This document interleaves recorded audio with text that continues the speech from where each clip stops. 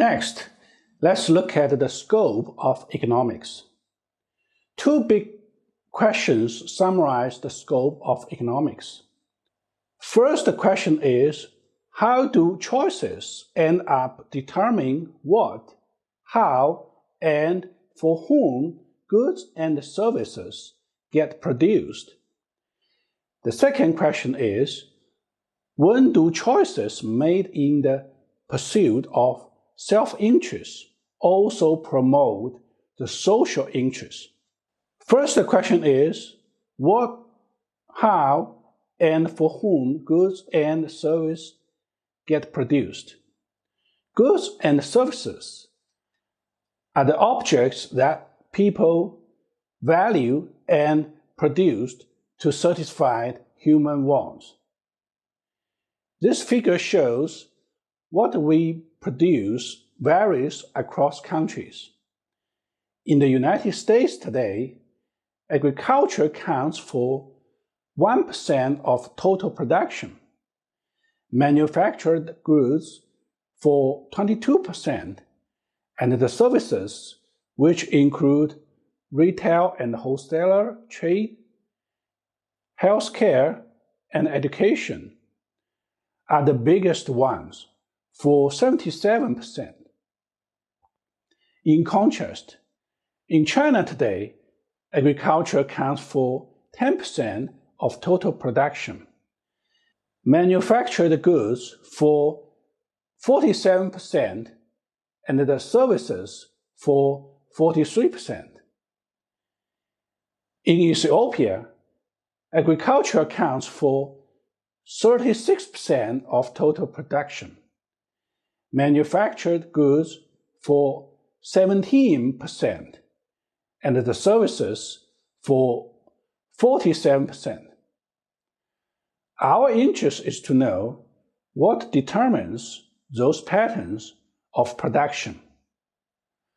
How do choices end up determining the quantity of each item produced in the United States and around the world? How we produce is described by the technologies and the resources that we use.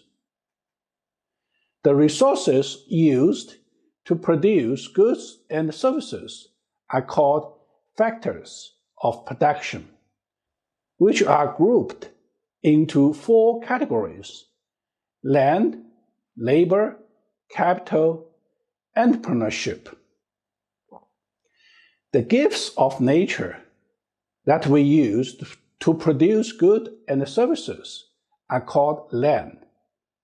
In economics, land is what in everyday language we call nature resources. It includes land in the everyday sense together with minerals, oil, gas, coal, water, air, forests, and fish. The work time and work effort that people devote to producing goods and services is labor. The qualities of labor depends on human capital, which is the knowledge and skill that people obtain from education, on-the-job training, and work experience. You are building your own human capital right now as you work on your economics courses, and your human capital will continue to grow as you gain working experience.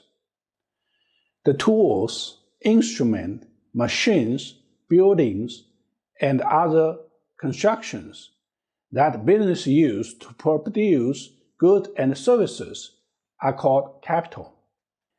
In everyday language, we talk about money, stocks, and bonds as being capital. Those items are financial capital. Financial capital plays an important role in enabling businesses to borrow the funds that they use to buy physical capital. But financial capital is not used to produce goods and services, and it is not a factor of production. The human resource that organizes labor, land, and capital is called entrepreneurship. Entrepreneurs are the drivers of economic progress. They developed new ideas about what and how to produce, make business decisions, and bear the risks that arise from those decisions. Who consumes the goods and services that are produced depends on the incomes that people earn. People with large incomes can buy a wide range of goods and services. People with small incomes have fewer options and can afford a smaller range of goods and services. People earn their incomes by selling the services of the factors of production they own. Land earns rent. Labor earns wages. Capital earns interest. Entrepreneurship earns profit. Economics provides some answers to all these questions about what, how, and for whom goods and services are produced. And much of the rest of this course will help you to understand those questions. We are now going to look at the second big question of economics. Does the pursuit of self-interest unintentionally promote the social interest? Every day, more than 7 billion people in the world make economic choices that result in what, how, and for whom goods and services are produced. Those choices are made by people who are pursuing their self-interest. Self-interest means that you make a choice in your self-interest if you think that choice is the best one available for you. All the choices that people make about how to use their time and other resources are made in the pursuit of self-interest. The big question is it possible that all choices that each one of us makes in the pursuit of self-interest could end up achieving an outcome that is best for everyone? Social interest means the best interest for society as a whole. It is easy to see how you decide what is in your self-interest. But how do you decide if something is in the social interest? Let's imagine an example. Ted, an entrepreneur, creates a new business. He hires 1,000 workers and pays them $20 an hour. That is $1 an hour more than they earned in their own jobs. Ted's business is extremely profitable, and his own earnings increase by $1 million per week. You can see that Ted's decision to create the business is in his self-interest. He gains $1 million a week. You can also see that the decisions to work for TED are in the self-interest of the workers. They gain extra $1 an hour. That is $40 a week. And the decisions of TED's customer must be in their self-interest also. Otherwise, they wouldn't buy from him. But is this outcome in the social interest? The economist's answer is yes. It is in the social interest because it makes everyone better off. There are no losers. Social interest has two dimensions: efficiency and fair shares. Economists use the everyday word efficient to describe a situation that can be improved upon. Resources use is efficient if it is not possible to make someone better off without making someone else worse off. The idea that the social interest requires fair shares is a deeply held one. But what is fair? There isn't a crispy definition of fairness to match that of efficiency. Reasonable people have a variety of views about it. Almost everyone agrees that too much inequality is unfair. But how much is too much? And the inequality of what? Income, wealth, or the opportunity to work, earn an income, and accumulate wealth. Questions about the social interests are hard ones to answer, and they generate discussion, debate, and disagreement. 4 topics that generate discussion and illustrate tensions between self-interest and social interest are globalization, information age monopolies, climate change, financial instability. The term globalization means the expansion of international trade, borrowing and lending, and investment. Globalization is in the self-interest of those customers who buy low-cost goods and services produced in other countries. And it is in the self-interest of multinational firms that produce in low-cost regions and sell in high-price regions. But is globalization in the self-interest of the low-wage worker in Malaysia who sews your new running shoes, and the displaced shoemaker in Atlanta? Is it in the social interest?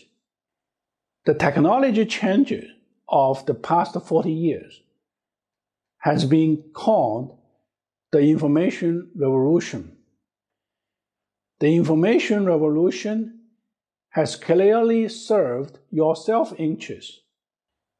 It has provided your cell phone, laptop, loads of hardy appliances, and the internet. It also served the self-interest of Bill Gates, of the Microsoft, and Gordon Moore of Internet, both of whom have seen their wealth soar. But did the information revolution best serve the social interest? did Microsoft produce the best possible Windows operation system and sell it at the price that was in the social interest? Did Intel make the right quality of chips and sell them in the right quantities for the right prices? Or was the quality too low and the price too high? Would the social interests have been better served if Microsoft and Intel had faced competition from other firms? Climate change is a huge political issue today. Every serious political leader is actually aware of the problem and of the popularity of having proposals that might lower carbon emissions. Every day, when you make self-interested choice to use electricity and gasoline, you contribute to carbon emissions. You leave your carbon footprint. You can lessen your carbon footprint by walking, riding a bike, taking a cold shower, or planting a tree. But can each one of us be relied upon to make decisions that affect the Earth's carbon dioxide concentration in social interests? Must the governments change the incentives we face so that our self-interested choices are also in the social interest? How can government change incentives? How can we encourage the use of wine and social power to replace the burning of fossil fuels that brings climate change? In the past 2 decades, we witnessed several financial crises around the world. Like in 2008, banks were in trouble. They had made loans that borrowers couldn't repay, and they were holding securities the values of which had crashed. Banks take in deposits from people and business and get more funds by borrowing from each other and from other firms. Banks use these funds to make loans. All the bank's choices to borrow and lend, and the choices of people and business to lend to and borrow from banks, are all made in self-interest. But does this lending and borrowing service the social interest? Is there too much borrowing and lending, or too little? When banks got into trouble, the Federal Reserve bailed them out with big loans backed by taxpayer dollars. Did the Fed bailed out of troubled banks serve the social interest? Or might the Fed rescue action encourage banks to repeat their dangerous lending in the future? Now we have looked at 4 topics and asked many questions that illustrate the big question: can choice made in the pursuit of self-interest also promote the social interest? We have asked questions but not answered them because we haven't not yet explained the economic principles needed to do so. By walking through this course, you will discover the economic principles that help economics figure out when the social interest is being served and when it is not, and what might be done when it is not being served. We will return to each of the unanswered questions in future chapters. This is the end of Session 2.